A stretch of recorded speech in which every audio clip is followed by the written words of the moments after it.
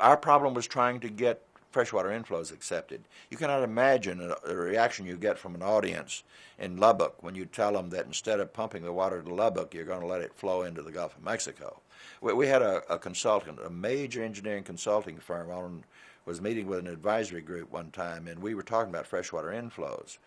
And he finally realized what we were doing. He was sitting in a captain's chair, reared back on a wooden floor, and he suddenly realized we were talking about assuring freshwater inflows, and he let that chair crash to the floor, and he said, "You mean you're going to give the water to fish before you give it to people?"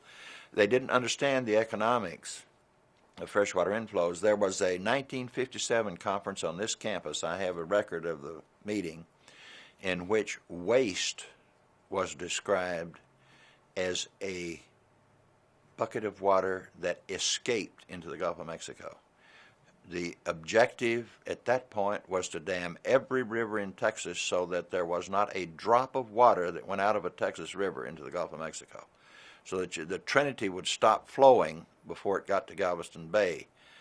Every river in Texas would be so controlled that no water would, quote, be wasted into the Gulf of Mexico, end quote. That's how little understanding there was of the significance of freshwater inflow. You must understand until you need to know what's the pressure to learn. And so we didn't know about the contribution of basin estuaries. We didn't know how much water it takes. We didn't know when the water has to be there. And the issue is, ultimately, will we so manage the water resource that we, in effect, are managing the basin estuaries?